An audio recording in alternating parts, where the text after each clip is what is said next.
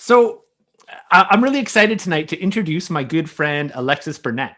And I'm going to pass it over to him right now to do a bit of an opening for us to just kind of bring our minds together. And I like to think of this part of the call as a way to help us just kind of decompress from the busyness of the day and the stresses of our lives. You know, a lot of us are inundated with screen time these days. And one of the goals of this call is for it to not to feel like screen time, for it to actually feel super refreshing and recharging and to connect us with nature.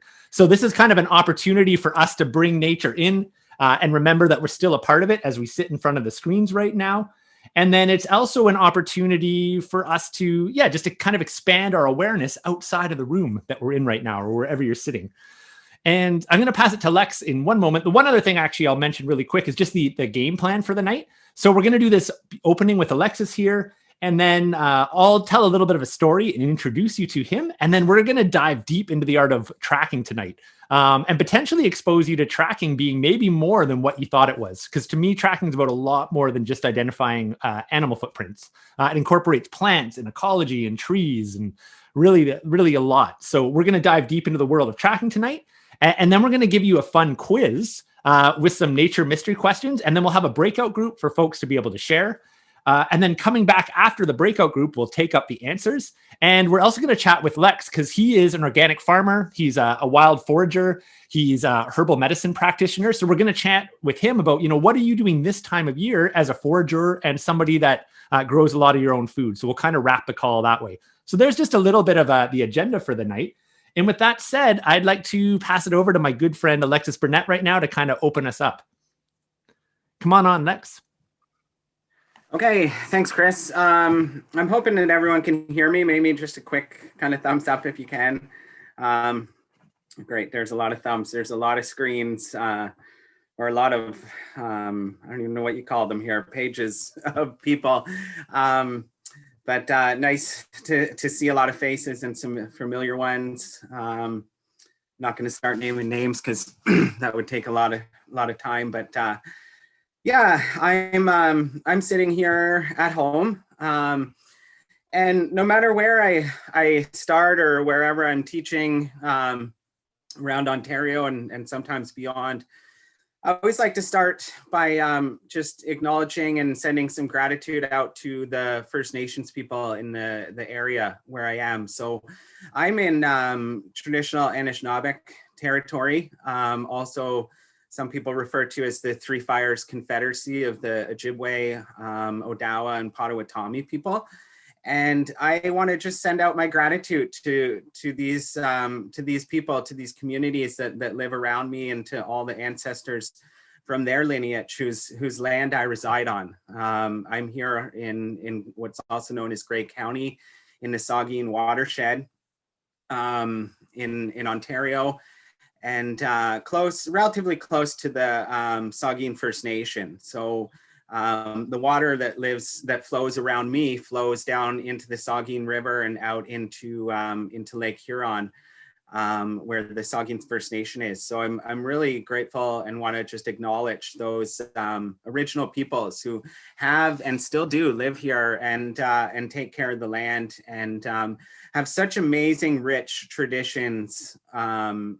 And the land is just beautiful and so alive and such a part of those people's cultural history in the past, and especially now too in the present. So I just want to start off by acknowledging those First Nations people, and as someone who comes from a settler culture on this land, just express my gratitude that I can be here and be part of this place, because it's really important to me to honor and to continue to make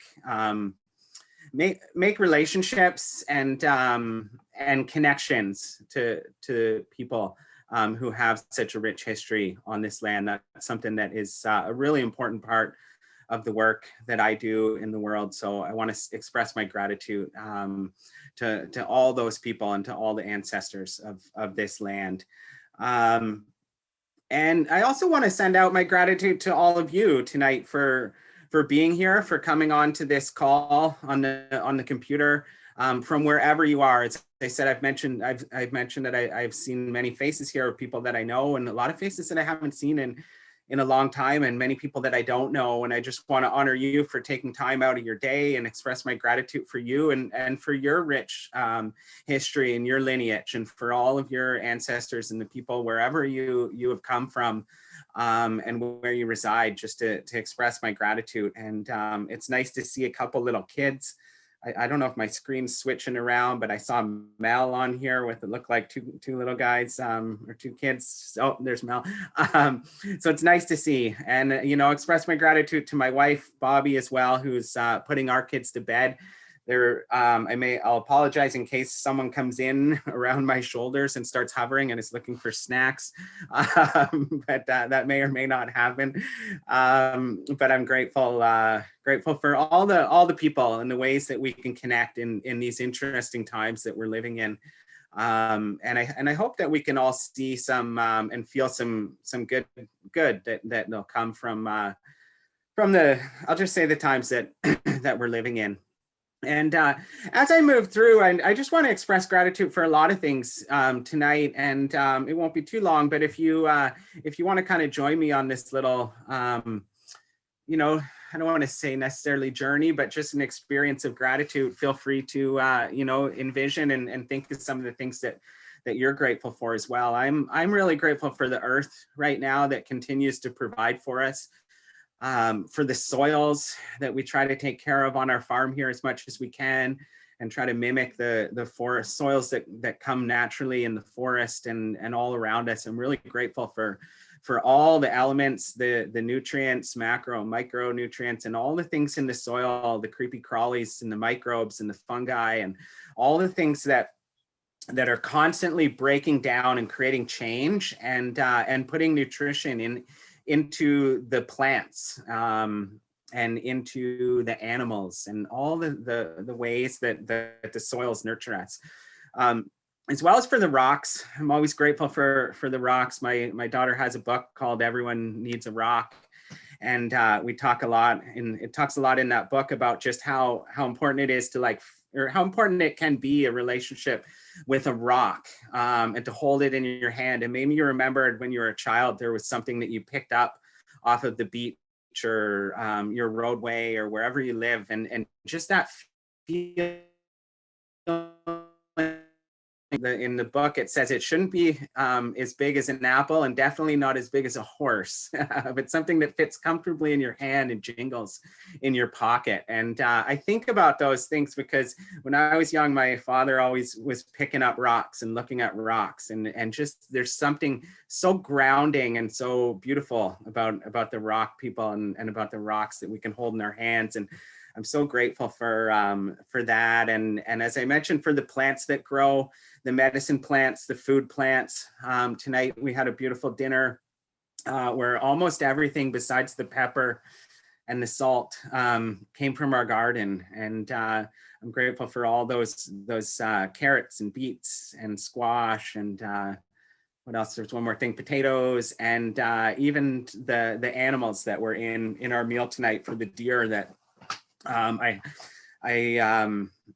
well, I guess for lack of a better word, shot this year, and is now in our freezer and becoming part of our bodies. I'm grateful for the animals that we track, grateful for the animals that are around us, not just because they provide sustenance, but more importantly, because they're, there's something so special and beautiful that an animal can be born into this world and really just know what it's there to do. And maybe, they don't know from a rational point, but there's something that just happens in their life that they can move amongst the plants and the trees and know what they can eat, and know what their role is, in a sense. So I'm grateful for all the animals that tell us stories and that leave their tracks for us. And I'm grateful especially for the trees.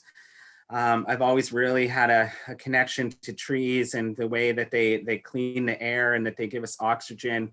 And for the trees that are warming our house right now in our wood stove, every time I go outside and bring in that piece of wood and put it in the wood stove, and how that energy can be transferred, that ultimate, I guess, the energy from the sun that is stored in that wood, and it provides heat for us. I'm grateful for the trees and for all that they give us for food and medicine and heat and structure in our house, and all the different ways that the trees help us and guide us. And for the birds, a lot of our birds in the north here have gone down south and have taken their migration routes, but I'm grateful for the birds that are feeder. We've been seeing some red-bellied woodpeckers and the ravens and the crows and the owls who are starting to mate right now. Some of them, there's a great horned owl that I've been following around the land here a little bit and learning a bit from, and just that bird song, especially when the sun's coming up,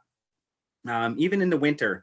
Right now, the juncos and the chickadees singing. I love those chickadees, and how beautiful those birds are. So I'm grateful to the birds as well, and I'm grateful for the winds that come, the winds that just bring new life and new energy and new air for us to breathe, and even those biting north winds. When I used to live near Meaford, I would always go down to the break wall, and I would stand out there even in the craziest winter storms and just feel that energy of that strong north wind coming in off of Georgian Bay. And there was something just so special about it. And the clouds right now, and the sunsets that are happening. And especially for the sun. I have a huge amount of gratitude for the sun. And I was thinking today on my way to the chicken coop to get eggs before they froze, because we've had some cold weather, just thinking about how I haven't seen a lot of the sun lately. And the other day, the kids and I were down on our pond, and we have a skating rink, and the sun came out for a minute, and it was just like, wow, there was just this energy that came. And I'm just so grateful for that ball of fire up in the sky that sends its energy down to the land. And also to the moon. I'm really grateful for the moon. I believe we're working up to a full moon here right now, and just the power of the moon walking hand in hand with the sea and the feminine life on energy on Earth, and just all the energy that comes from the moon. I'm extremely grateful for. And let's see, there's so many other things I could mention. I guess I'll just start to wrap it up by saying that I'm grateful for the energy and the mystery of life, and whatever it is that you call that, whatever culture or tradition, you may have a word that you call that, God or Allah or the great mystery.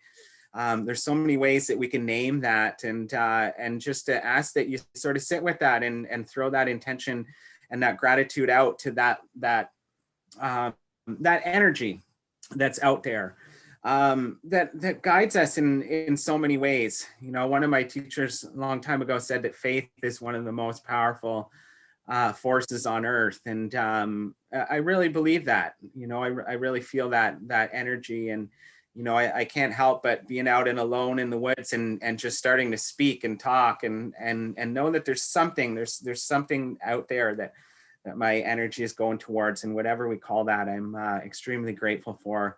And I'm really grateful for our ancestors and the people that have passed. I think of my father's passed on, and my grandparents, and even some close friends in my life. And unfortunately, our dog was hit on the road 2 days ago. Our family dog passed on, and we had a beautiful ceremony last night with our kids, and we buried our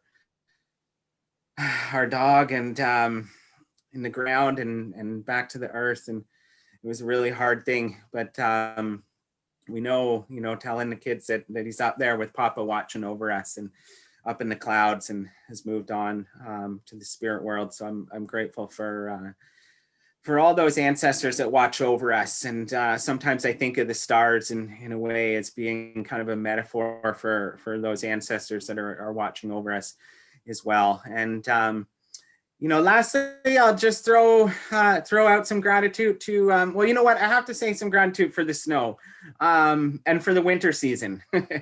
And many of you may not be winter people, but I'm a winter kid, I guess a 42-year-old kid. And I love the winter.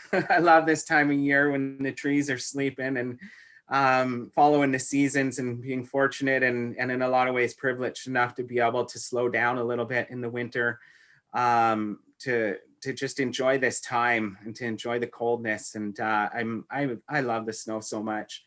It could snow a foot every night and I'd be so grateful. So I hope that doesn't turn you off from me, but I do love that. And then just maybe we could take 10 seconds together and just think of all the things that you're grateful for in your life, whatever that may be, kids and food and houses and different things. So I just want you all to maybe throw that into our circle. It doesn't necessarily have to be out loud, but just to bring that into our circle tonight and bring that gratitude in with us. So yeah, thank you, everyone. And it's nice to come together with you. As Chris said, sometimes we try to hear everyone's voices, but it would probably take the whole call if we went around and did that. So thanks, everyone. A few stories and some passions of mine as it relates to nature and the earth and tracking and food and so on. So pass it back to Chris. Thanks so much, Alex. That's such a beautiful way to start us off tonight. So really appreciate you being here. Can folks hear me okay? Can you just give me a thumbs up if you can? Okay, great.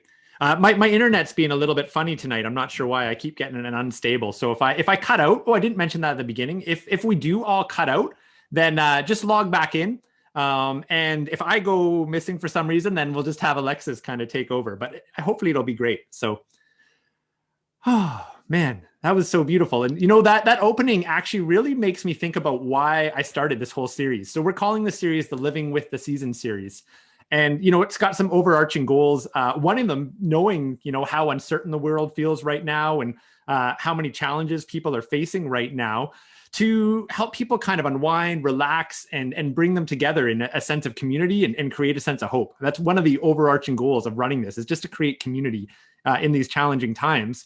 And another goal, which actually very much relates to the gratitude, is the idea of building the skills of self-reliance. One of my beliefs is that we become very dependent on systems that aren't necessarily sustainable, not for ourselves and our own energy and what we give and take, and not sustainable for the earth.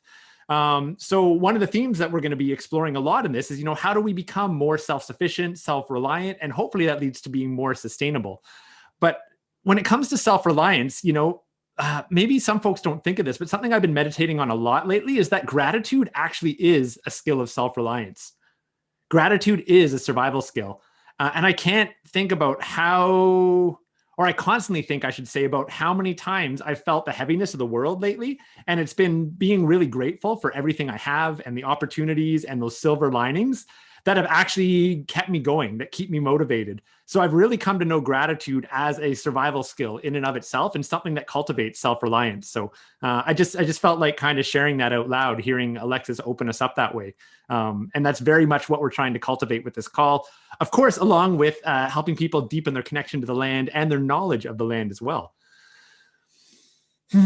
So we're going to dive into a really fun part in a few moments here, where we're going to start talking about the art and science of tracking. But I want to do a little bit of a formal introduction to Alexis here and share a couple of things just to kind of create a little bit of context to where we're going with tonight's call.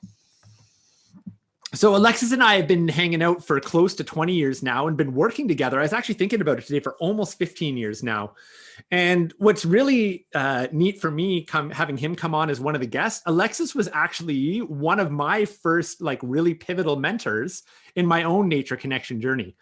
And as I say that, I spent a ton of time as a kid in the outdoors. I went canoeing with my dad and my mom every summer, and I was a Boy Scout, and I used to go play at the local creek and run around in the woods. I was a nature kid growing up. But it's amazing how we can be brought up going outside and still be almost blind to a lot of what's happening around us if we're not in a community and a culture that's really aware and really tuned in and really connected. And in my early 20s, I had this really kind of wild awakening when I realized that, oh my goodness, I've been spending my whole life in the woods, and I don't think I could name 3 bird calls, even though I've spent my whole life playing in the woods, and I don't know most of the trees, and I don't know what I can eat out here. I'm completely reliant on modern technology. And I've kind of realized that I'm moving through the woods like a tourist. And in my early 20s, actually, I think I was maybe even 19, 20 was when I first met Alexis. And I actually remember going into his house. I met him through a friend of ours, and he's living on this little farmstead. And we go in through the door, and everywhere I look, there's these screens that are hanging from the roof. They're vertical, like big, like picture a screen from a window, but it's hanging, I guess horizontal, and they're stacked on top of each other.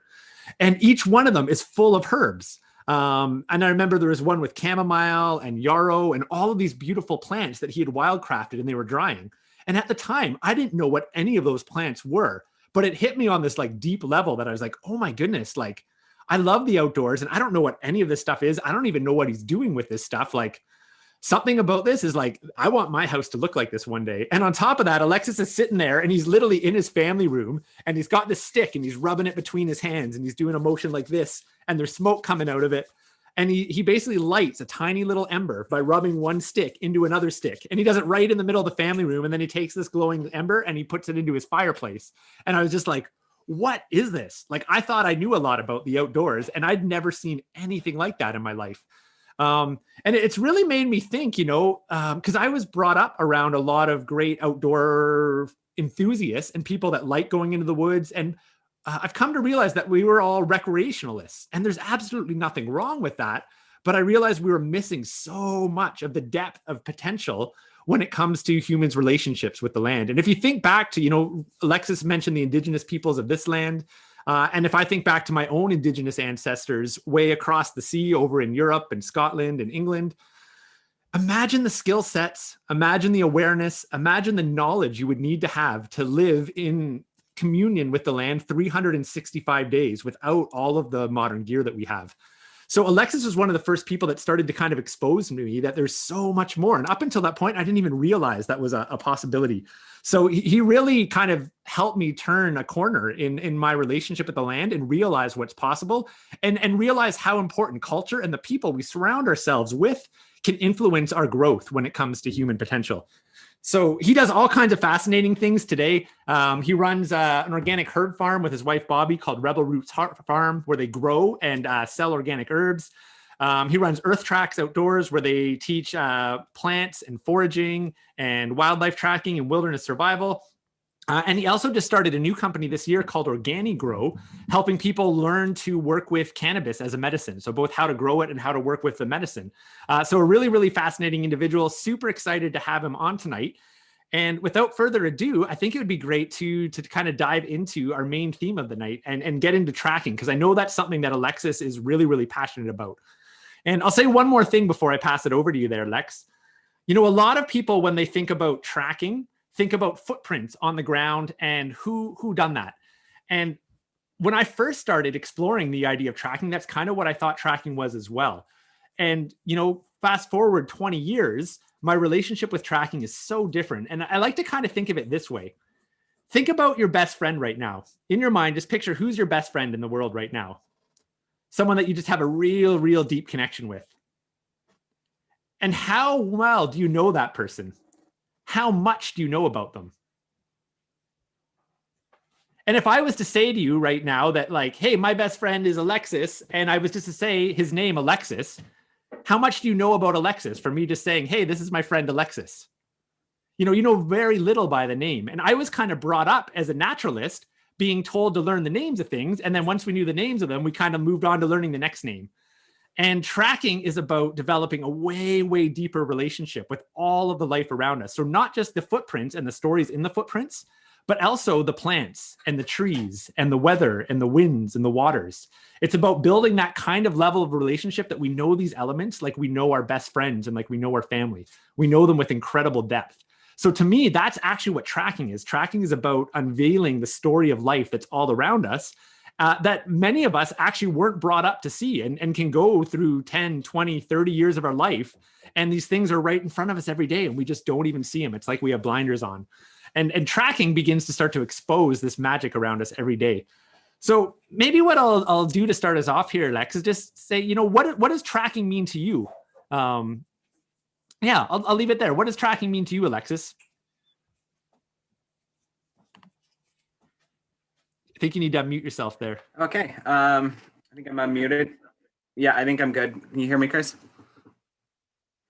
Or at least I think you can hear me. I don't know if I'm good, but thanks, Chris.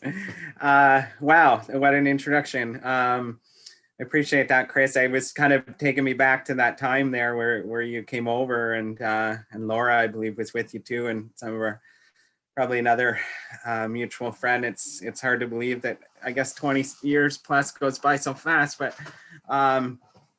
geez, that's a good question, Chris. Tracking. You know what? I want to start by just reading a quick little quote, and then I'll talk a little bit about tracking. And one of my original teachers who really inspired me with tracking, one of my first teachers was Tom Brown Jr. And you know, he has an interesting story and interesting past. And but the thing that I really learned from him was just a real love of tracking. And he mentioned that, you know, you'll never look at the ground in the same way once you learn to track. And that was very true. Probably one of the truest things I ever heard him say. And this quote is from him, and it says that the first track is the end of a string. At the far end, a being is moving, a mystery, dropping a hint about itself every so many feet, telling you more about itself until you can almost see it, even before you come to it. The mystery reveals itself slowly, track by track, giving its genealogy early to coax you in, or to coax you in. Further on, it will tell you the intimate details of its life and work until you know the maker of the track like a lifelong friend. And that's a quote from Tom Brown from his book, The Tracker. And I always like that one, to think about tracking as, you know, there's an animal moving at the end of that string of tracks. If you find one track, you know, whether you can track it or not to the animal is a whole nother thing, but there is a being, there's something moving, there's an energy there. And, you know, tracking, to me, it's both an art and it's a science. And I think that, you know, a competent tracker is both a scientist as well as a storyteller. And I really love both aspects of tracking, the science as well as the art and the intuitive form of it. And, you know, tracking to me is really about understanding life, and it's about understanding nature. And it's not just about the animals, even though we often focus on, you know, wildlife tracking. But there's many ways that this skill can be used. It could be search and rescue tracking. It could be for hunting. It could be used for wildlife photographers. It could be used for law enforcement. Like, there's a lot of ways that we can use tracking. But really, it's about asking questions and observing and working through those questions until you can either prove or disprove really what your hypotheses are, like, or what you're seeing in the land. So, you know, for me, tracking and awareness, it's really about awareness and about observation. As a canoe guide for a number of years, I used my tracking skills to watch the group, to track the energy of people, to track how they were reacting to their environment, how comfortable were they, to track the weather, to be careful with oncoming storms. You know, I don't want to be stuck out in Georgian Bay with a group of people that aren't used to being out there, and then all of a sudden a storm comes up, and I'm like, wow, wish I would have known that was coming. But, you know, there was a long time ago, or well, it wasn't really that long ago, and judging by the look of a lot of the folks on the call, I'm sure you remember times before smartphones. And, you know, the I'll make a quick joke about, like, car phones. Remember those big honking brick things you used to plug into your cigarette lighter in your car or truck. But tracking is ancient. It's something that, like, all of our ancestors, no matter where we came from, knew. They knew how to track, because we wouldn't be here if we didn't. And, you know, ultimately, a long time ago, it was a big part of it was about hunting. But as I said, it's and procuring food, but it's also, you know, herbalists are trackers. You're tracking the plants. I often say it's the ultimate form of, it's the ultimate tool of the naturalist. You know, it's something that I think a lot of naturalists sometimes lack, is being able to read those stories of the tracks. And, you know, maybe part of why I love the winter so much is because those tracks really come to life, and we can really see them clearly, but we can train ourselves to see the tracks even in the debris, in the pine needles. We may not be able to see every intricate detail of the tracks, but we start to see them. And that's what shifted for me 25 years ago when I first got into it, was you know, starting to see the land in a different way, starting to see everything as a track. You know, I know, Chris, you and I talk a lot about landscape tracking and tracking the land, like glaciers moving across the land, and rivers are always changing as they move and flow. The tides in the ocean, you know, we can always be tracking through just asking questions. Now I focus a lot on wildlife tracking because it's just something that I'm really passionate about, and I really love. But you know, as I said, it's an art and a science, and it's about telling stories and catching stories from ourselves and our peers, and from our students, and from folks in our communities. And it's always, you know, I always say it's important to always be humble with it, because we don't always know. We can never be 100% sure of things, but you know, I always say that good trackers are humble, because you know, the minute I find anyways, when I think I know something, you know, that like invisible boot comes and kicks me in the butt and tells me that like I don't know much, you know. So it's about often people will say, you know, tracking was kind of the origin of science, you know, asking questions and proving or disproving. And you know, I sometimes think of like what some people call what do we call it, like systematic tracking and speculative tracking. So, you know, in systematic tracking, we're following tracks and sign and spore and scat and things like that, and we're looking at what we can see on the landscape. And you know, we look at, let's say we see a track and there's five. Well, I was going to say 4 toes, but I said 5. So let's say there's 5 toes and there's claws showing. There's 5 toes on the front and 5 toes on the rear. You know, we can start to think maybe it's a mustelid, maybe it's a wolverine, or it's a least weasel on the opposite end of the spectrum. Those would be kind of systematic kind of routes for tracking. But then there's what we call kind of speculative tracking, where, you know, we're speculating and we're taking our experience and we're learning from it, and we're guessing where those animals may go, for instance, in one take, and we're using our experience to kind of speculate and to guide us. And you know, I'm going to share a quote later on, but you know, I love the artistic side of tracking. I love the way that we can feel in our bodies. You know, to me, tracking is about being in the present moment. And the tracks kind of give my mind something to do, to focus on, but then it opens up my heart, and it opens up my, you know, I don't want to say energy necessarily, but it just opens me up to the land around me. And that's like to me, the real beautiful part of tracking. I used to always want to kind of prove or like change people's mind about like just how, like, you know, almost magical or maybe even you could say spiritual tracking can be.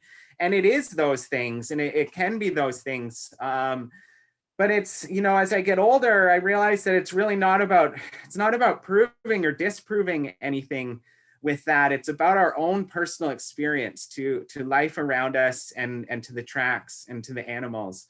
And it's about, you know, dancing that dance in life of just connection and connecting to the land around us. And that may seem kind of esoteric, but you know, as your experience grows, it's amazing just what happens. In that quote, it says, there's that part that says something about it telling you more about itself until you can almost see it. And I used to sit and watch, you know, like David Attenborough, and before David Attenborough, the other Marty Stouffer's Wild America, and I would slow it down like on the VHS tape so I could watch, you know, like the grizzly bear moving, or the wolf, you know, trotting, and I would watch how the animal's feet were being placed and how that animal moved. And tracking, to me, it's about recognizing patterns on the landscape. Like the tracks are patterns. And I came to a point where I was, you know, you could see that animal in your mind's eye because you recognize that pattern. And you just instantly know how that animal's moving, and you recognize the track pattern, and you recognize the track itself, and something starts to play in your mind's eye, and it's a meditation in a way, but it's more than that. It's I don't even know what it is, to be honest, but it was just, now I like my body starts to move, and I start to like see that animal in my mind's eye. And is that a spiritual thing?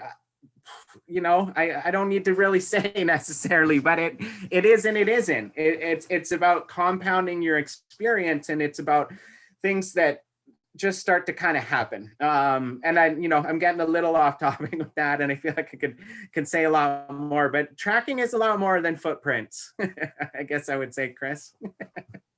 Awesome, Lex. That was so beautifully well said.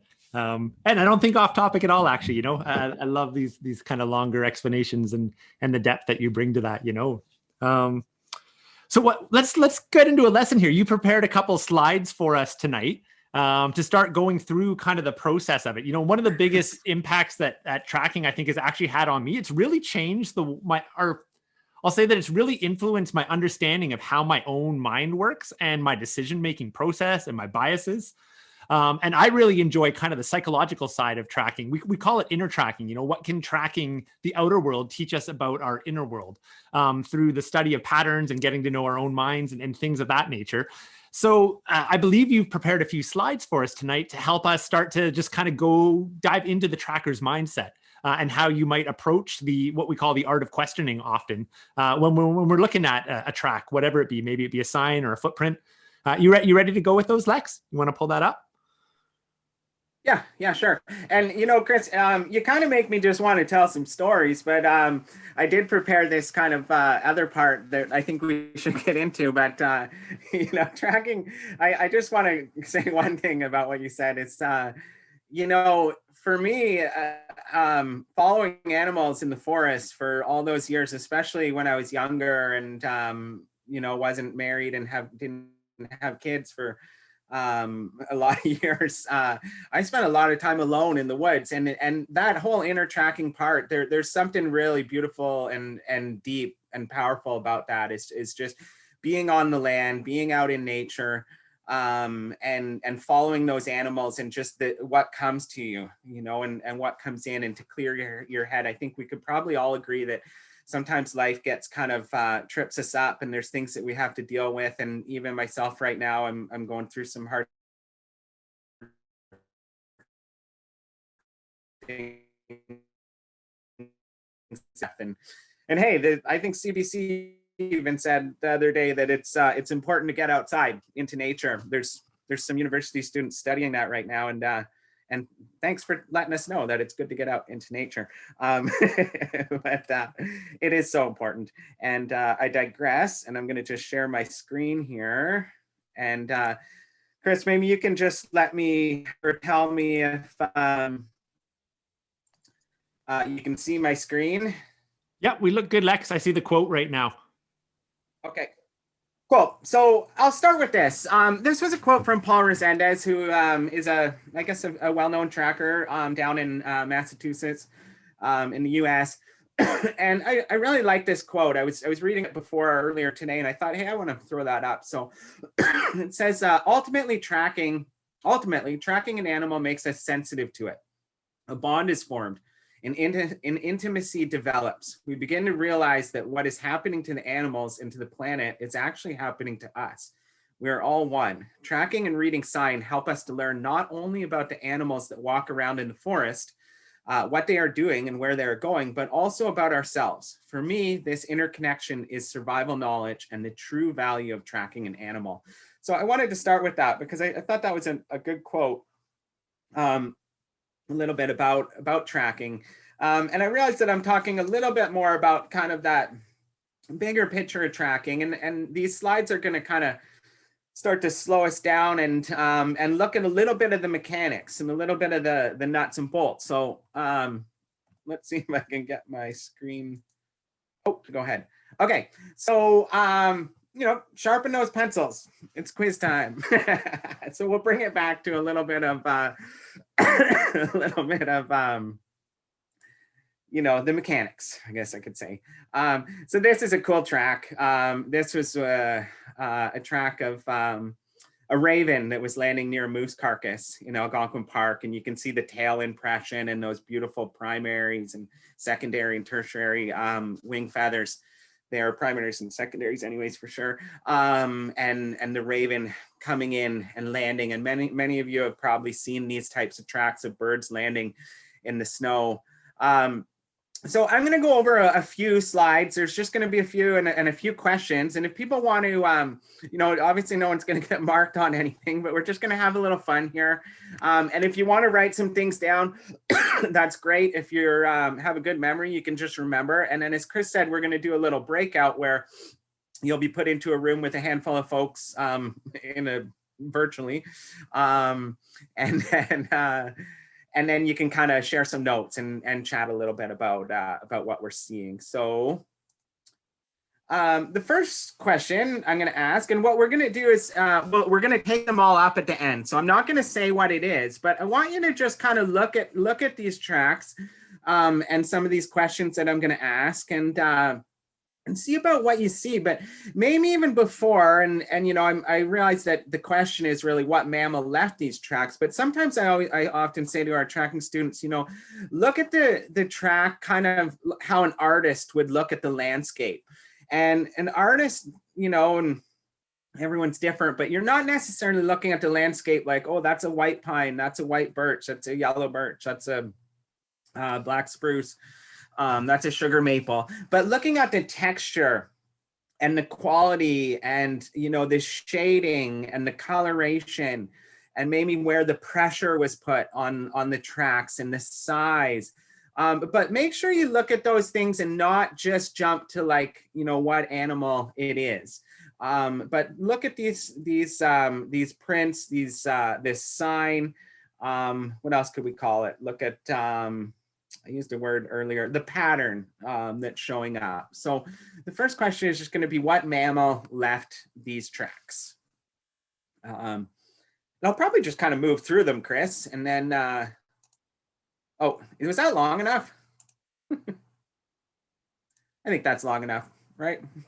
I can't see too many people's screens, but we're going to, as I said, we're going to go over them. Let's go on. Good. Okay. Cool. So then the second one, here, this is well, I don't want to actually bias anyone, so I'm not going to say too much, but other than I love this animal, but I kind of love them all pretty close to the same. It's sort of like trying to pick a favorite bird or favorite mammal. But the first question on the left over here, if you can see my pointer, is what animal left these tracks? And we'll throw in a bonus question. Are these front or hind feet or combination of the two? Looking at this photo on the left. And then the photo on the right here, question number 3 is, which direction is this animal heading? So is it heading kind of up screen or down screen, or maybe you would say towards the shore or towards the middle of the lake? I'll mention that this is out on a frozen lake here. And the bonus question in this one would be, what gait is this animal traveling in? So when I say gait, if you're new to tracking, I'm asking, like, how is this animal moving? So was it walking? Was it trotting? Was it bounding, galloping, loping? What are the other ones? I can't think of them, but those are some things to think about. So when I say gait, that's what I'm mentioning about the one on the left there, or sorry, on the right. I'll just give you a minute. Okay. And then this one is a bit more of a sign. There's not so much like a footprint in there, but the first question is, what are you looking at when you look at this? The second question is, how is it placed there? So I'm sort of looking at this marking in the snow here. My mouse isn't working that well, but right here, if you can see my cursor arrow or whatever this thing's called, not so much the fern, but if you know that that's a dried up fern, that's great. If you know that it's a fern, and you want a bonus question, just tell us what kind of fern that is. And then you could start to look at some of these little things on the land here too. And I see Jarrett smiling. Jarrett's probably going to look at his Peterson's Field Guide to ferns when we go on the break. So what are you looking at? How is it placed here? And the third question in this one, is it a male or a female? So is there some kind of sign or evidence in here that tells you if it's male or female? And Chris, I think that's going to be it. Let's just see. Oh, we were going to do these ones too, right? Yeah, let's throw those ones in you're too. Still there, Chris. Yeah. Okay, cool. So I think I can see them, or I can see most of it. The screen's kind of covering, but these were a couple questions I was thinking about today, because Chris said, well, don't just ask tracking questions. And I said, well, I thought it's all about tracking. But or don't just ask wildlife about mammals and things such. So this is something to think about, and I know that many people are coming from different areas, and some of you may live in different provinces, different countries, different geographic parts of the world. So the first one is, what are 2 signs that the weather is about to change in your area or that a storm is approaching? And if you find that easy, define it by the seasons. So like, what are those signs in the spring? What are those signs in the summer? What are those signs in the fall? What are those signs in the winter? So just what could be things that you would see or notice or feel that tell you that a storm is approaching? And then the last one, and I may not have used the best wording here, but let's see. What animals are missing from or declining in your bioregion? So that's just sort of your bigger sort of, here I would say, Southern Ontario or Great Lakes country, or those type things on the Canadian Shield, boreal forest, those sort of bigger bioregions. And what animals are coming back to or increasing in population density in your area. So I'll probably share a little bit on that later. So I don't want to say what is happening in our area, because I know there's a lot of folks on the call that are from our area. So those are going to be a couple more just sort of fun questions. And then, as I said, we're going to break these down, and we're going to give everyone a chance shortly to kind of to brainstorm their ideas and thoughts on these questions. And then we're going to break them down a little bit after the break and go through and just kind of walk you through our kind of a tracker's perspective in asking questions to get to the answer, the potential answers. So Chris, I think that's going to be it for this part. Yeah, do you want to stop your share there, Lex? Yeah. Yeah, I'm going to stop it before the answer comes up. Okay. Oh yeah, I guess I got to stop sharing my screen so you can see all these other lovely folks. So perfect. Awesome. I apologize for having sort of like, you're feeling like you're back in school, but I promise we'll make it fun when we take them up. Awesome. If it's not fun.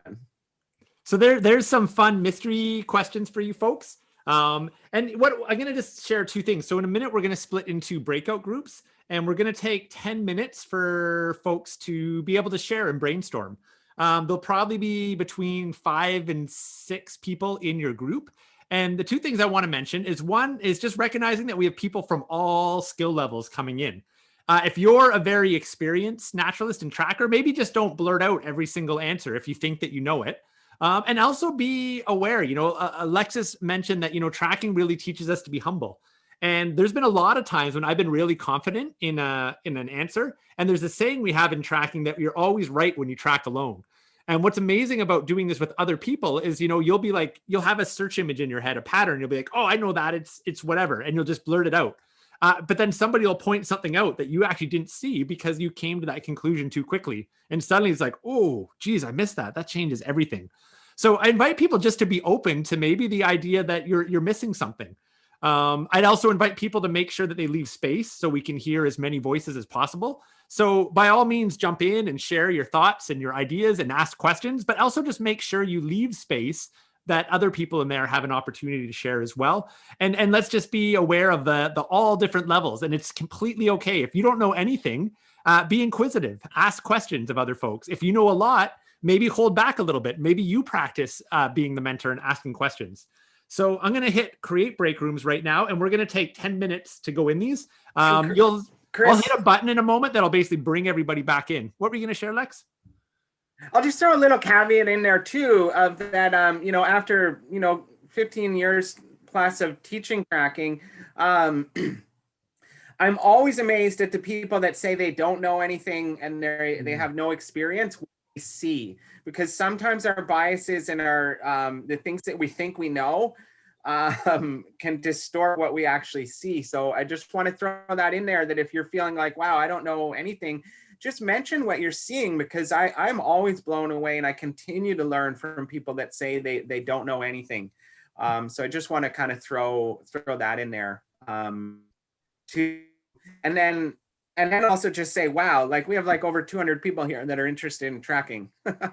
Like I could hardly like get anyone to come to a tracking program 15 years ago. Everyone wanted to learn about plants and medicine and stuff like that. But anyways, I'll pass it back. Chris, thanks. Awesome. Okay, folks, so you're going to have to hit accept in a moment. It's going to invite you into a room. We're going to take 10 minutes, and then we'll come back and we'll take up the questions and hear Alexis chime in on some of these.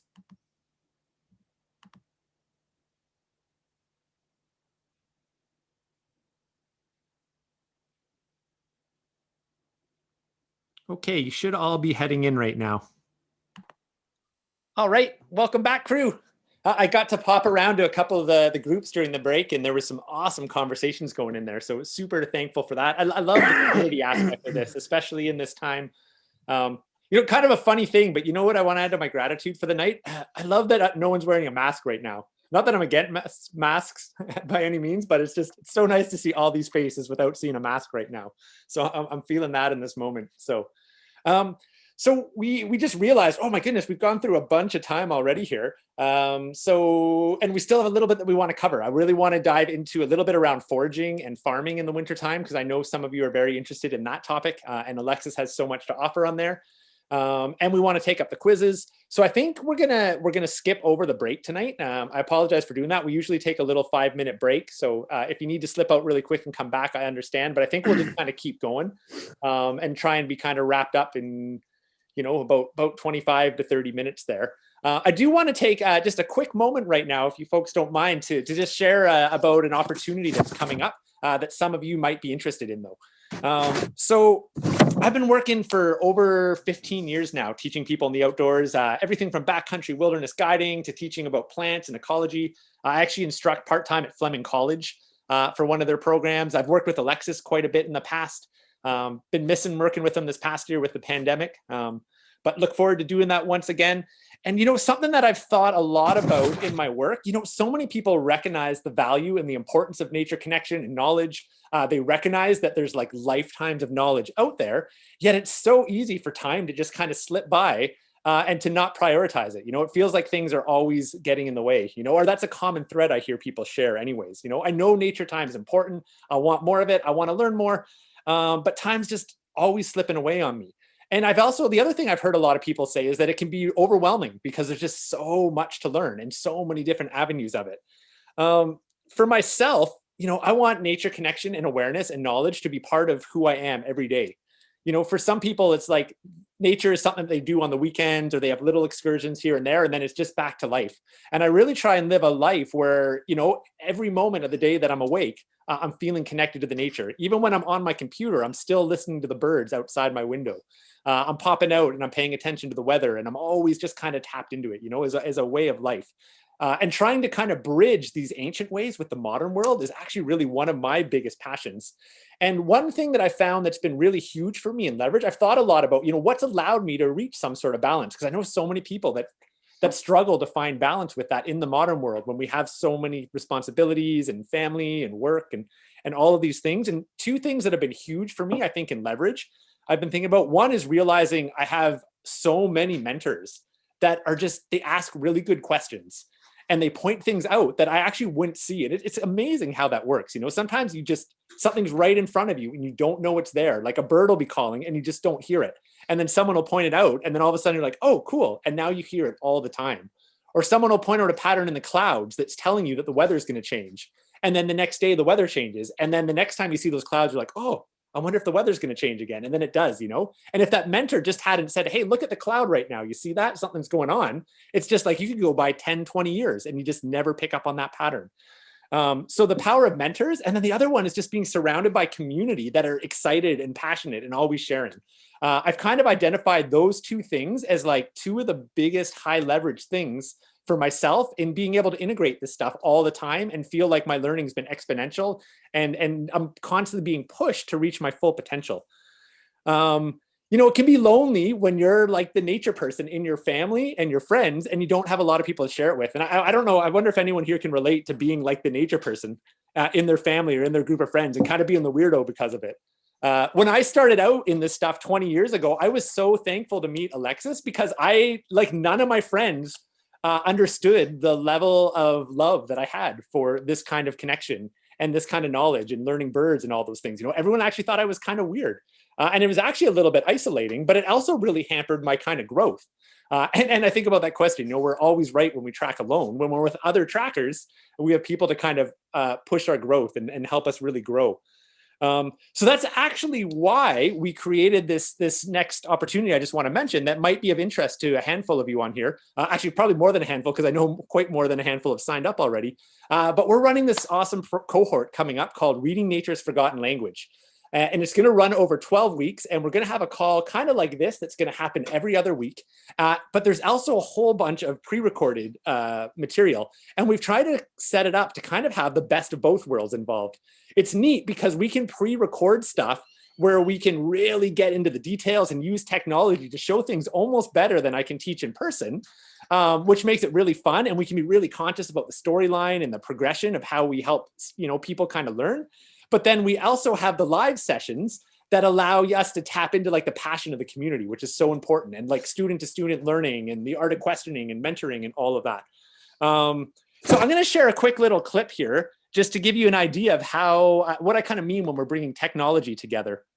Oh, hold on for a second. I just need 1 second to cue it. I thought I had it up already. Give me 1 second, folks. I don't know if you even want to share something there in the moment, Lex. I'm just pulling something up here.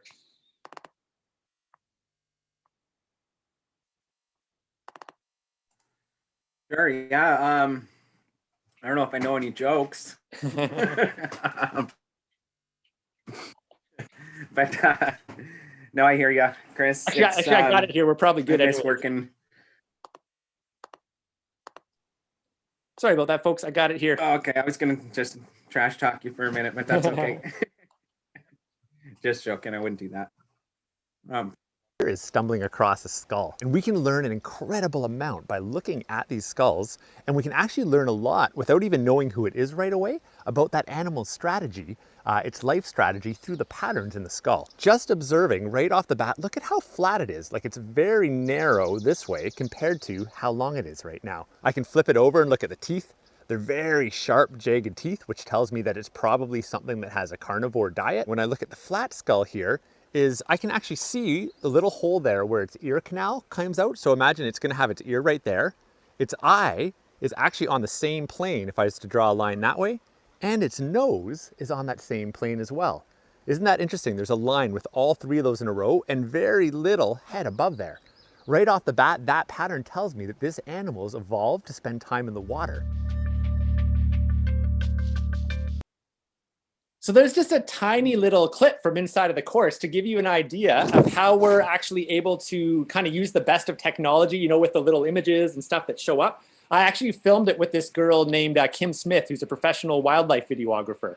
So we're able to do the best of the kind of modern tech world, but then still have like the constant inspiration and the accountability of having the live classes and the community and the online forums and breaking these lessons down into real bite-sized pieces that you can integrate even when you're super busy. So I'll just kind of leave it there for right now, but I just want to share that we're opening up a new cohort. It's going to start on February 15th, and it's going to run over 12 weeks. You'll have lifetime access if you want to join, and it's open to any experience level and no matter where you live in the world. If you live in the wilderness, if you live in the city, if you live in Germany, Australia, Canada, the United States, it's open for everyone. And with coupon code TRACKS, you'll get 20% off of the course. So if you're interested, I invite you to join us in our upcoming cohort for that. That's where I'm going to be kind of shifting my energy come mid-February, and we'll probably take a break from these free calls, and then I might start these back up again in the spring. So, and I know there's a bunch of folks here that have already joined, so I'm super excited to go deeper with you all folks. Maybe give me a quick thumbs up. Do people want to take just a really quick, even like a 3-minute break, just to stand up and stretch and get a drink? What are people feeling that are on live? Are you good to keep going? No, it looks like people are, I'm getting thumbs down, I think. So it seems like people are good to keep going. All right, Lex, why don't I pass it over to you then, and we'll take up the next piece then. You guys are like such a rock star group. I can't believe how excited everyone is about tracking, and they want to just keep going, even after an hour and 15 minutes on the computer. I just want to share, it's so inspiring to myself, and I think I speak for Lex too, having people that are so inspired and passionate, like gets us fired up. Be careful. We might just talk all night if you keep being excited. Okay, over to you, Lex. Yeah, we could let people go and let people go, and then we'll tell some stories or more. But no, thanks, Chris. Yeah, I want to take your course. Looks cool. I like that video. Seeing the skulls, it's amazing what you can learn when people ask good questions. So, okay, let's see if I can get this screen sharing. And so I'm going to move relatively quickly, but I do want to cover a few things. So this first track, if you were to take off the bottom tracks, so I'll just start by saying the two ones down here, and I think people can probably see my arrow. The two on the bottom are the front feet. So the one on the very bottom is the front left foot. The one above it is the front right foot. If you were to cover those up and just looked at the top tracks, this is an animal that at times can be confused with members of the canine family. I realized there's no scale in there, so I probably should have picked a picture that had some scale. But these tracks right here are close to 4 inches wide, the hind tracks at the top there. And this is actually a snowshoe hare. So let's see if I can, yeah, boom, snowshoe hare. So depending where you live, where I live, we have snowshoe hares, Eastern cottontails, and European hares. And one way I think about the cottontail is a rabbit, the snowshoe hare is a hare. European hares are a hare. They're sort of like a jackrabbit, introduced from Europe. And where we live here, we have all 3 of those animals. I think probably, I'm not sure how far north the cottontails go. I never really see them much north of, maybe Huntsville. And when you get up to around that area in Ontario, you usually just see cottontails closer to human habitats. But just to move on a little bit from that is the picture on the right here. I always like this one because it shows a snowshoe hare. So actually, maybe I'll just go back. These tracks are very splayed, so they're splayed out. Snowshoe hares have almost like finger-like appendages, and they can really splay out, which keeps them up on the snow. If you look at this picture on the right here, on the left-hand side of this picture is a snowshoe hare, and on the right is a cottontail. And it was just a cool one because like we had two animals right here, and you can sort of see the size difference between these two. So snowshoe hares are an awful lot bigger, their feet especially, and a few pounds bigger, or a couple pounds bigger often, 1 or 2, 3, depending on the size. And then there's the one on the right, and I guess I even have the track lengths and stuff in there. Having a measuring tool can be really important, especially for the beginner tracker. A tape measure or something that you can use to measure tracks, especially until your mind gets used to seeing the size. I still measure a little bit, but when I was younger, I definitely was measuring tracks all the time. So here's just another question that I'm just going to ask, and we'll just take up quickly. But what happened here? How can you interpret these tracks?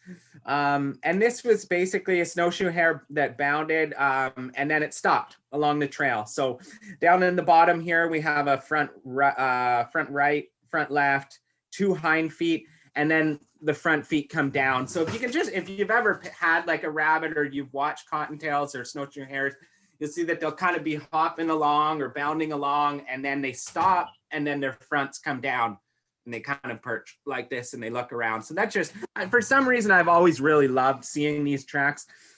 You can also see that the front feet at the top of the photo isn't nearly as indented. They didn't have nearly as much weight placed on them compared to these, the fronts and rear tracks below that as well. So looking at these tracks. Hey, Lex, can I just throw something in there really quick? Yeah. I just wanted, for folks that are new to tracking too, I just wanted to kind of throw out there that, you know, again, when I first started with tracking, I was usually thinking about, okay, it's about IDing who the animal is. But what Lex just showed, actually, I'll leave it there with that print for a second there. What's so cool about this one, there's like a handful of patterns, which Lex referred to them in the next question as gaits. And it's like the speed at which the animal's moving registers a certain type of pattern. And for me, this is when tracking turned from like, oh, this is kind of neat to like, oh my goodness, this is completely changing the way that I look at the natural world. Because once you learn to interpret the gait, suddenly you can look at a string of tracks, and that's when you can see, oh my goodness, look at the snowshoe hare. It just slowed down, or it just stopped. And it didn't stop randomly. There's a reason for that. And as a tracker now, I would ask that question, say, why did it stop? And then I look for other tracks, and maybe it's because there was a lynx or an owl, or maybe it's because it was about to cross an open area and it stopped to look around. So once we start to learn these patterns in the gaits, suddenly like there's an actual written story of every little movement the animal makes. You know, it sped up, it slowed down, it started stalking, it's hunting something, it looked over its left shoulder, it looked over its right shoulder. It becomes so fascinating once you start to like sink these patterns in, and it totally transforms. So I just kind of wanted to share that little piece there around these gait patterns and how kind of fun and how much it changes our experiences in the outdoors once we start learning these and kind of sinking them in. I'll pass it back to you there, Lex. Cool. Thanks, Chris. Yeah, I love getting out. You know, it's like they say, reading the morning newspaper. You know, I go outside of the house here in the morning and I can see where the cottontails have been feeding on. You know, I prune our apple trees, and I throw all the branches underneath in the winter, and then the cottontails come in and they eat, and seeing where the weasels were coming around and the neighbor's cat, and so on and so on. It's a lot of fun. So this picture here, some people may have guessed it's in the canine family. So when I look at these kind of tracks, I often will look at count the toes. So on these tracks, I can count 1, 2, 3, 4 toes. I can see some claws showing. And there's 4 toes on this track, as well as a few little pinpricks of claws. So seeing that there's 4 toes on each foot and some claws showing, I can be pretty sure that it's a canine. Now, again, I can't believe I'm such a stickler usually for having some scale in the photos. So these tracks would be somewhere around 2.5, maybe 2 3/4 long, 2.5 by, you know, just a little bit less, 2 1/4 wide. So this is a member of the canine family. When I look at it, there's a few other things that I see here is that the toes aren't really distinct. Like if this was, say, a coyote or a wolf or even a house dog, you would see probably more defined digits or toes in these tracks. But this, with the sort of slight, what's actually happening here is that this animal has a lot of hair on its foot. And it's showing in the tracks here. And that's why the digits or the toes aren't showing up super clear. And there's also this marking on the heel pad right here. If you can see my arrow, the track on the bottom right, on the heel pad, or the metacarpal pad, is called, has this chevron or boomerang shape. And that's a real great diagnostic feature for a red fox. So these are red fox tracks. So we often say in tracking, like, no single factor reasoning. So by that, I would say, I wouldn't just say, oh, there's 4 toes, therefore it's a fox, because that, it could be a cat, you know, it could be a few different things. But what I'd say is there's 4 toes, there's claws showing, there's signs of the presence of hair on the digits, and it has a chevron shaped metacarpal or heel pad on the front foot. Therefore it's most likely a fox. You know, so we're using supporting pieces of evidence here. And the bonus question on this one is front, and like, what are they, fronts or hind feet? Hind is just another way of saying rear foot. This is the front foot because the front foot of the red fox has this chevron shaped heel pad.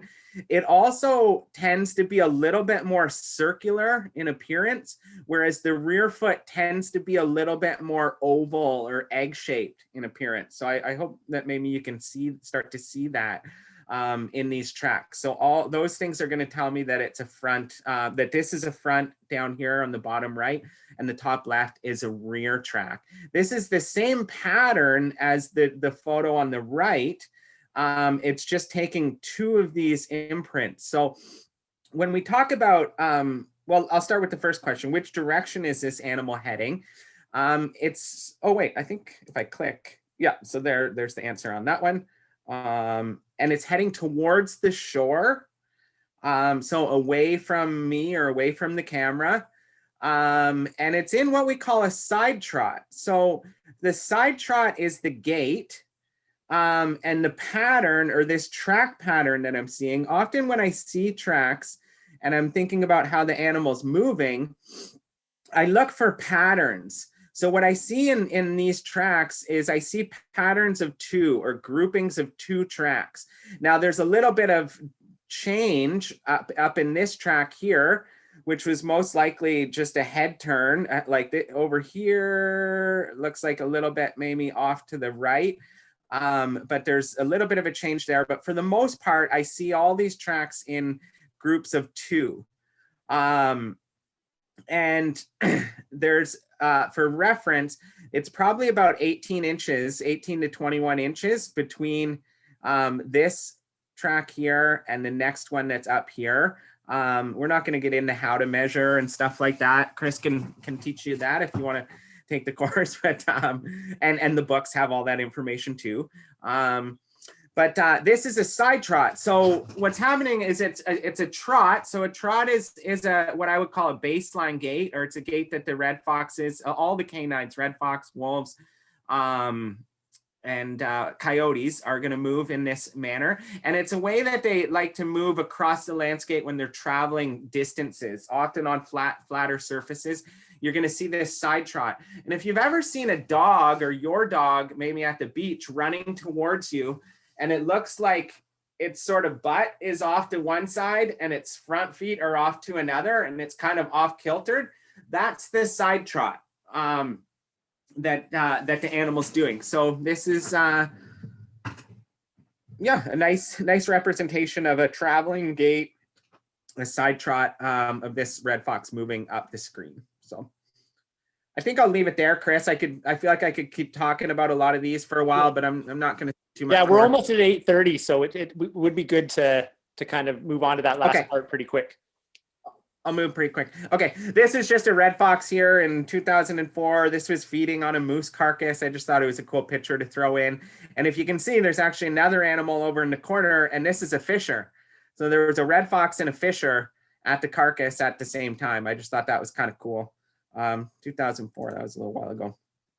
And I'll skip over this one. This just shows, often you'll see fox tracks in a line, a very straight line. This is what we call a direct register trot, or a harmonic baseline gait. And there's two sets of tracks in each of these. There's a couple scats here. You can see an old scat on the top right, a fresher fox scat down on the bottom. Scat's just another word for poop.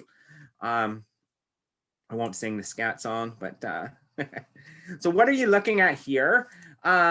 This is scent marking. So I saw some of this today when I was out. I went out for, as soon as I got up in the morning, just after sunrise, I went out for a nice long ski for a couple hours. And I found some coyote tracks out there. And there was some scent marking like this. So this is urination. It's, I guess maybe, let's see what the next one. It's a raised leg urination. And it's scent marking. So this is how canines will mark their trails. And often you'll see this kind of marking at the junction of trails. It's a raised leg urination because it's sort of sprayed a little bit as opposed to sort of straight down. And the male or female question is, it's a female because there's signs of this estrus blood in there telling us that the female coyote is starting to come into heat, or to come into the mating season. So right now, when is it, the end of January? This is about the start of mating season, maybe a week or two ago. It'll last throughout kind of February. And the foxes, especially wolves and coyotes too, are coming into mating season. So you're going to start to see this this type of sign in the snow. So yeah, I could keep going, but I'll go kind of quick through there. This is a wolf bed that shows a little bit of estrus blood there where the female was laying down. You can see, sort of see this would be where the rump is. Here's a little indentation where the head was up here. This wolf was in the bed for quite a while. It's melted in. There's some nice ice in the bottom of the bed. And then I think this is close to the end, just showing some beautiful wolf tracks. One year, I forget what year this was. Yeah, I don't know, sometime in the past 10 or 15 years, we had just these string of beautiful wolf tracks, hundreds and hundreds of them, maybe even thousands, I don't know, crossing frozen lakes in Algonquin Park. And oh, we're just so spoiled that year. I don't know if anyone on here was with us, but then there's a cool picture of a wolf here at another, this is part of the Tea Lake Pack in 2004 again. I think this might have been a photo trail camera, if I remember correctly. But if you look over to the right, you'll see two eyes there as well. So there was another wolf right in there. And just a nice shot, big muzzle, good size ears, long legs, big feet. All those things say wolf and not coyote. So yeah, thanks for playing with the quiz. I'll just end with a little quote.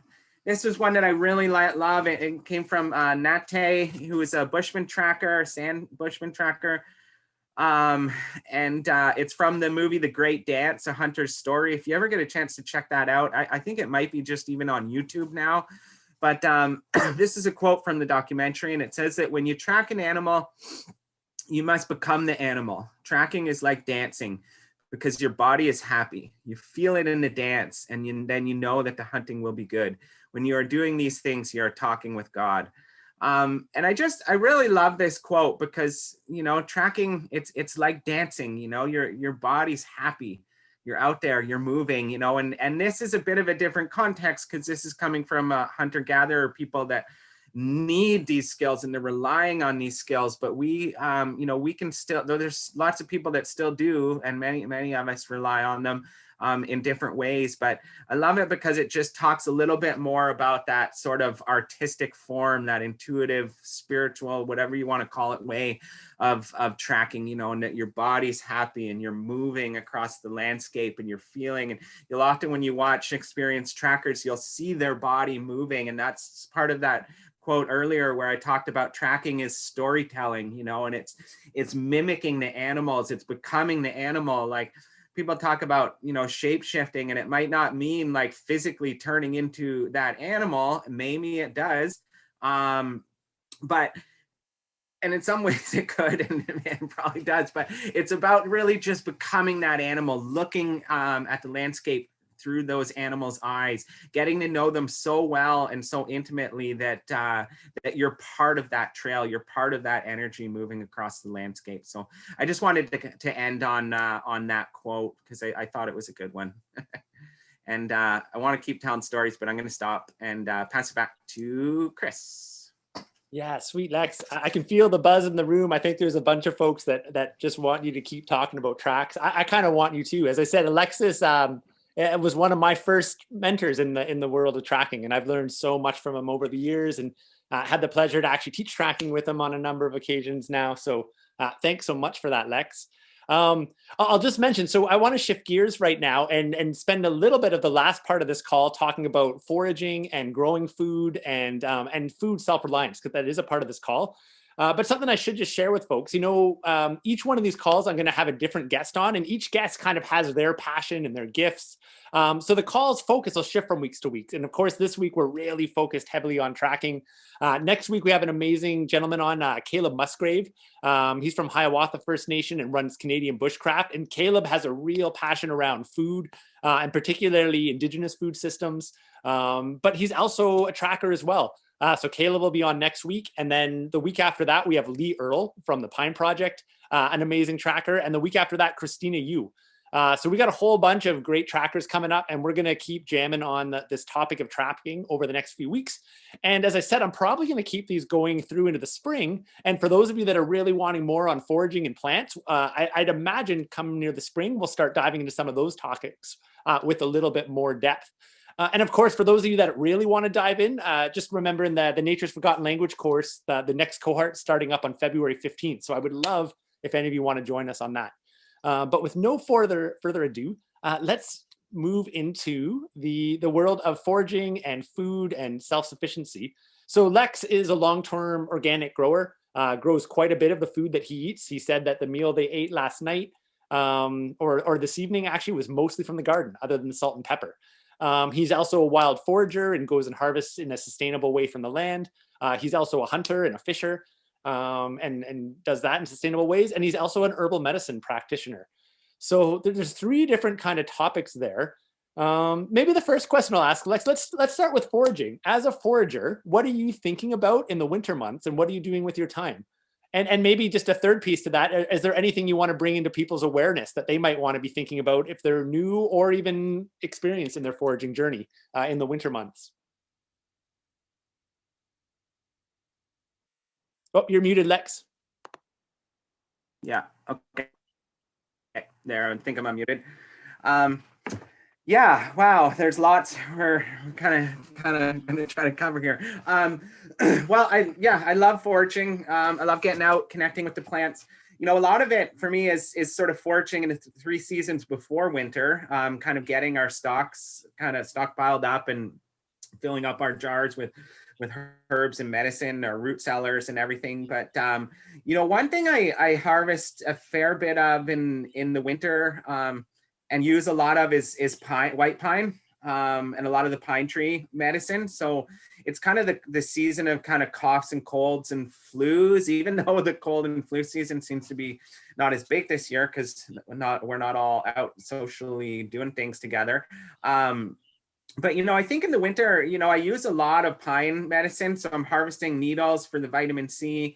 I'm harvesting the inner bark for coughs and colds, especially with our kids. And then I'm mixing that with a lot of other barks and things that I have. So I use a lot of black cherry, or a fair bit of black cherry bark in the winter, another great cough medicine.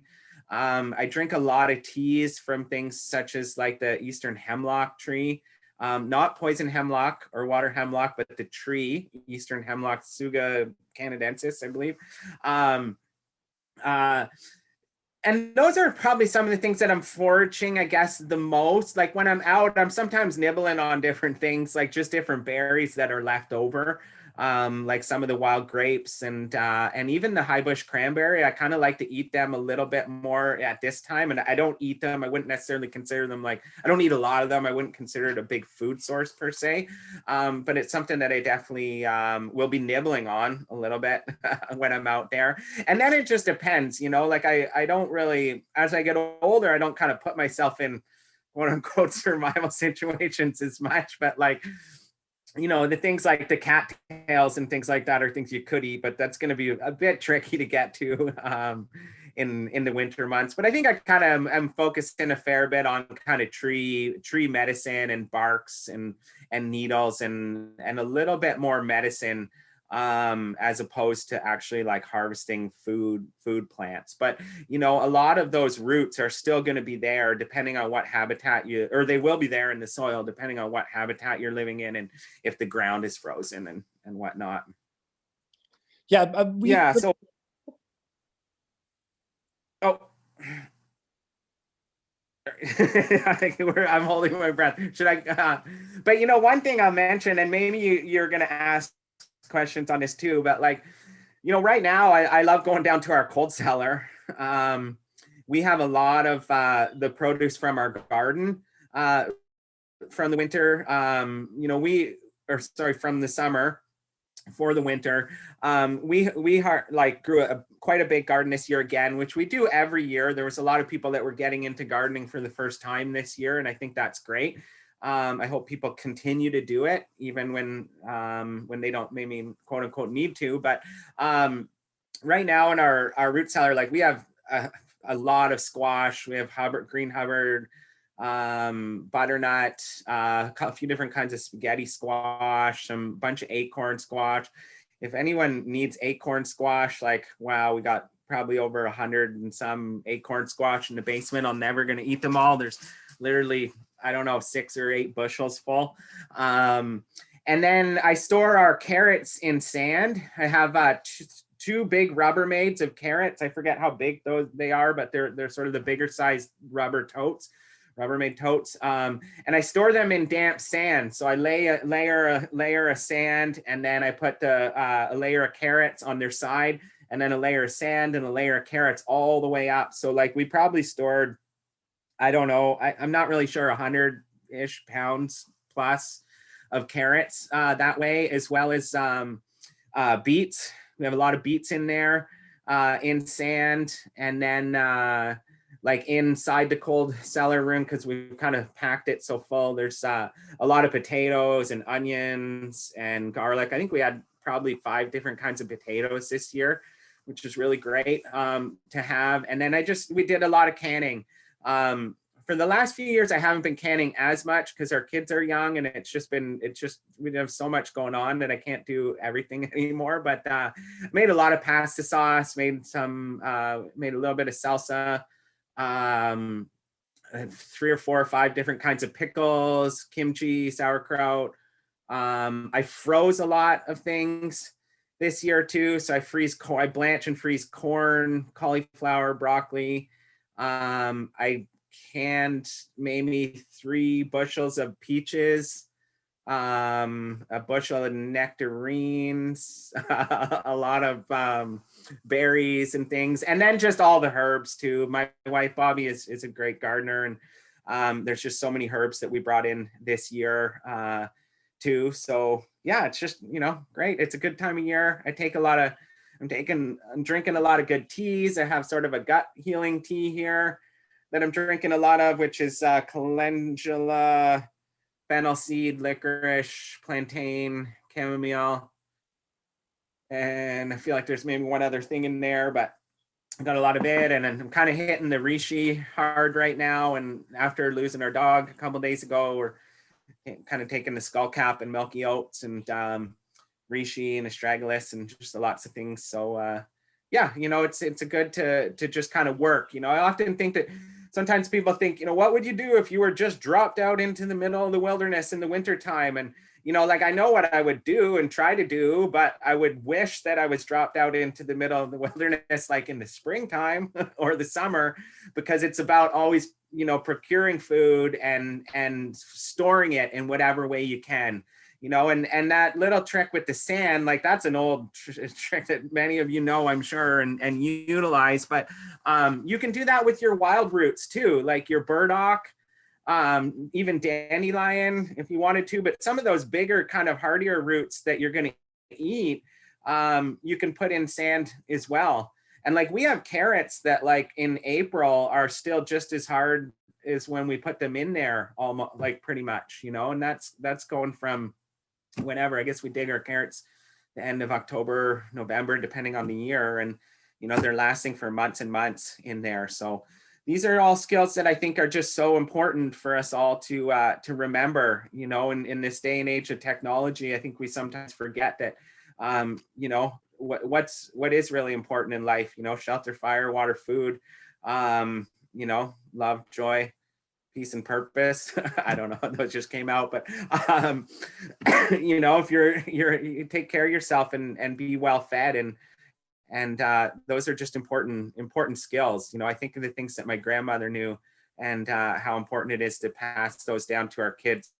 So just letting them see that and be part of that. And Violet, my daughter, goes out to the garden and pulls carrots and harvest peppers and make salad and stuff for us. Sometimes she puts some weird things in the salad, like flour and whatnot. Not so much anymore, but not flowers, but like flour. But anyways, yeah, it's good. Food is good. Awesome. I want to back up a little bit. Sorry, Chris, I kind of hit a couple things there. I don't know if you have another question. Yeah, I do. But I want to back up a little bit. For those of you that were on with us last week, if you weren't on last week, I actually had my wife on, Laura Gilmore from Wild Muskoka Botanicals. And she shared a little bit about what we do this time of year. And, so there's the harvesting of stuff like Lex mentioned, like, the evergreens and certain barks and a few berries that are around. But we chatted last week a little bit about how this is such an important time for planning out your year as well.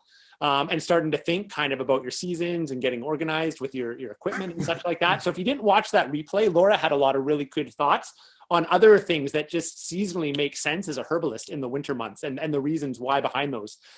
You should have got... Yeah, probably if you've been a part of the series, you would have got a replay. If you didn't get the replay, just email me and I'll send you the link of last week's one with Laura there. I had another thought on there I wanted to go with. Oh yeah, so another thing that we do that I don't think we talked about last week. So for those of you that actually start working with herbal medicines and making tinctures and stuff like that, winter's a great time to actually go through your tinctures, right? And go through your medicines and say like, okay, what do I have? Is there stuff here that needs to be used up soon? Is there stuff that I'm getting low on? And that might inform your actual harvesting schedule in the coming year. So one thing my wife and I plan on doing in the next month is basically going through our apothecary and going through all our tinctures to look and see, oh, you know what? We don't actually need to harvest skullcap this year because we have a ton of it. But man, we really need more dried mullein. So to start to plan ahead, so when the season comes, you're not just overwhelmed and kind of just scrambling with it, you actually have a little bit of a game plan of what you actually need and what you already have. So that's a great thing to be thinking about. And I'll just plant the seed. This is way too big of a topic for tonight to dive into. But with this pandemic that we're in right now in COVID-19, a lot of information has come out about the virus since the outbreak over a year ago. And it's actually affecting the human body a lot differently than we originally kind of anticipated, or most people were expecting it to when it first came out. So another thing that we've been doing, is actually monitoring what's the latest coming out on how this virus is impacting the body and how does that change the herbal formulas that we're putting together. And we actually have a little kit that's pre-made, that's our COVID herbal kit, with the idea that if myself or my wife or someone in our family gets sick, we actually already have a protocol that's put together to be supportive for that person. And that protocol, we made it back in the spring based on the best knowledge that we had at the time. But what we know of the virus has actually changed significantly since then. So we're actually updating that kit kind of constantly as new information comes out and we understand how it affects different parts of the body. We can update that. So this is a great time of year to even be like thinking about, well, what types of ailments, am I worried about influenza? Am I worried about infections? Am I worried about stress? You could start spending some time being like, okay, well, what are the formulas that I might want to put together for these ailments? It's a great time to research that. So when spring comes around, now you can say, okay, well, I want these 3 herbs to make, it's been a stressful year for a lot of people. So maybe you want to make an adrenal support formula this year, or maybe you want to make a formula to help you sleep better, to take the stress off. This is a great time of year to kind of map out what that formula is and then figure out, okay, well, where can I harvest the things I need from them and what time of year do I harvest them and how am I going to process them and kind of set yourself up so that this time next year, you actually have that formula. So there's just a couple other things to think around herbs. When it comes to the garden, Lex, what about, so you shared kind of what you have from last year, but what are you doing right now to prep for the upcoming growing season that other folks might want to be thinking about? Yeah, that's a good question. There's lots happening. I think of right now is kind of the time, where you're looking at seeds, ordering seeds. It's kind of like the time if you're a canoe tripper, you're spreading out all your maps. You're like looking at like where you want to go and all these beautiful rivers and things. And we kind of do that with the seed catalogs. And something that made me think too is I often leave our plants in a lot of bigger herbs in the garden, and I don't cut them down because the birds feed on them. So I was watching today, our echinacea and like, what else was I seeing? Marshmallow, alecampaign. The birds are all coming in and feeding on those seeds. And it's a time that we harvest seeds often too. If we haven't done it already, often we'd get busy and later in the fall and we don't get to it, but it's a good time to be going around in the gardens and harvesting seeds, because here on our farm, like my wife will probably spend, I don't even know what, $1,000, $1,500 plus on seeds, maybe quite a bit more. I don't even know. That's not my end of the shtick kind of there, but we can spend a lot, but we also harvest a lot of seeds. So I'm doing quite a bit of that. I was checking in on my little worm farm. I have a little worm farm of red wigglers. So I was checking in on them today and getting them sort of moved into a warmer location. My greenhouse doesn't have a lot of any snow in it, so I'm kind of doing a bit of work with the soil in there. I really love, practicing organic, but also regenerative agriculture. So I'm, checking on the compost piles a little, not so much right now, but like just making sure the greenhouse is mulched really well. Those kind of things. And then, like you said, Chris, planning, looking at what you have, what worked well, what grew well, what you'd want to try out this year, those kind of things. There's a lot of just like, planning the gardens and kind of mapping things out and starting to think, when do we got to start certain seeds? Like, what seeds do you start first? Which ones take a long time? Maybe there's seeds that need to be stratified and cold stratification that need to be in the fridge and kind of mimic that winter cycle. So there's a lot of those things that we're thinking about as well, and just kind of planning out kind of how we're going to build soil and build nutrition, for myself, especially in my gardens where we grow a lot of herbs and cannabis too. Like, it's about regenerating that soil, creating nice, healthy living soils, fungal dominant soils. I have some, I think Morgan was on the call here who gave me, we did a trade and I got some King Stropharia wine cap mushrooms, kind of the mycelium or the inoculant in wood chips. So I spread a lot of those around. So I'm kind of crossing my fingers that some are going to be coming up in the spring. And yeah, there's always stuff to do, but I love just spending time in the gardens at this time too, and just at least walking through and checking it out and watching what animals are coming and going, and just enjoying this time of year that's out there and getting ready. But it won't be long now before we're starting to plant some of our first seeds anyways, maybe at the end of next month. Some of the first ones might go in, not in the ground, obviously, but start some things inside and whatnot. So, awesome. Yeah, we'll, and I'll just add a couple more to what we're kind of doing this time of year. I bet you maybe even throw in the chat, how many people did a garden for the first time last year or expanded their garden? I know that's been maybe one of the blessings and gifts out of this whole COVID situation, is the amount of interest in gardening. A lot of people planting for the first time. So one thing I want to just throw out, if you haven't heard yet, a lot of seed companies are already starting to struggle with supply. Seeds are going quick. So you may want to think about being a little bit ahead of the curve and actually getting your seeds ordered really soon. So that's one thing I'd like to mention to you folks, just to be rid of the curve right now. My wife and I, we went through all our seeds the other night, and we're in the process of placing our order for the year for seeds. So that's something you might want to think about. We have rabbits as a new addition to our homestead this year, which we love having them. We often have our one male Blackie in the house at night, and he jumps around. Sometimes he's up on the couch for me. But we've been collecting the manure and actually going and spreading it on some of our beds along with the wood ash from our fire. So even though there's snow on the ground, we're still actually doing things to build soil in this upcoming year. And we're actually going to be starting our starts under lights really soon. Of course, microgreens and sprouting is a great thing. So there's a lot you can be doing as a gardener, even this time of year. I just wanted to share a couple thoughts around that. Hey, Lex, I think we should really get wrapped up now. We're quite a bit over. Maybe we could wrap up by just asking you, so what do you have kind of coming up for cool opportunities that folks might want to be checking out? I know you're potentially used to run a wildlife tracking apprenticeship, and I also know you've got a course around growing cannabis organically, and I think a course coming up around using cannabis medicine. Do you want to tell folks a little bit about those and where they can get more info? Sure. Yeah, I can be kind of quick with that.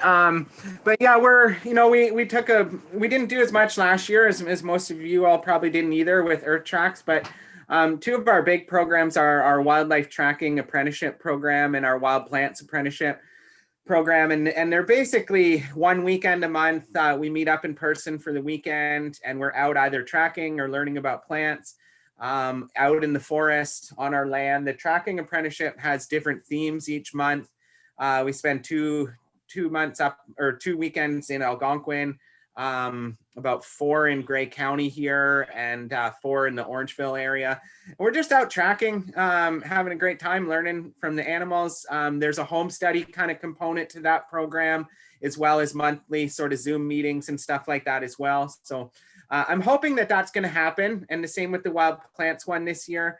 If anyone is interested, just go to our website. I know Chris has sent out some links, and if you want to sign up for our newsletter, or just shoot me an email. And I'm just creating a list right now because I don't know how things are going to shake out, but I really am hoping that the tracking course is going to go, and hopefully the plants one too, as long as things change around and we can offer some in-person workshops. We do a series of 1-day wild foraging workshops, so just learning what plants you can eat and what plants you can use as medicine. I think they're just great hands-on courses. So there's usually 1 or 2 in the spring, 1 or 2 in the summer, and 1 or so in the fall. So I think those will probably run. I'm hoping that things are going to kind of lift and we can start to hang out together again. So those are a couple things that we're doing. For folks that are looking at the chat. So there's the link there to the Earth Track site there. If you want to click on that or copy it. Thanks, Chris.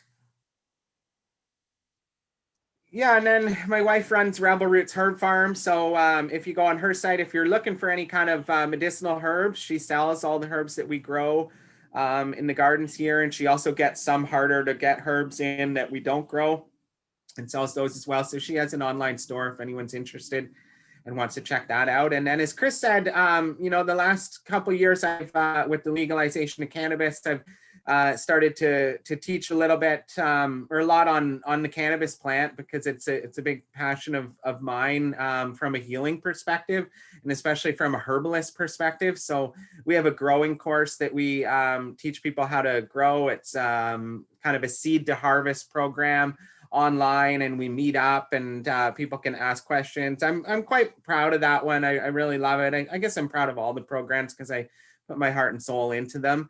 And then last year I shot a ton of video for a cannabis medicine making course. So I'm excited to launch it. It's a new one that's going to start sometime in the next month or two. I've been a little bit busy through the fall, and I'm going to launch that one. It'll be an online one as well. And it's basically just teaching people. Really a big thing for me is to kind of break down the stereotype and the stigma around cannabis, and teach people how to get back into a better relationship with this plant, or our relationship with this plant, free of stigma. Because when I started running in-person cannabis workshops, I had so many folks that were in their 50s, 60s, 70s, 80s coming to the class because they want to learn about this plant, but they just don't know kind of where to start. So that's part of why I started Organic Grow Canada, and just to start to teach people how to, be in a better relationship, or what I call a right relationship with this plant, because it's a very powerful, amazing medicine plant. And it's also just, in some ways it's like any other plant, but it's there's something a little pretty unique about it, and the way that it works. And I think that, let's see, what do I think? There's a lot I think about this, but there's a lot of misinformation out there, and there's a lot that this plant can help people with through, neurodegenerative diseases, everything, headaches, like insomnia. There's just a lot, pain, that we can use this plant for. So I just want to kind of help people get to know it on a deeper level. So those are some of the things we're doing. Really just kind of, if you're interested, check out our website, sign up for our newsletter, or just send me an email, and I'm happy to chat with people.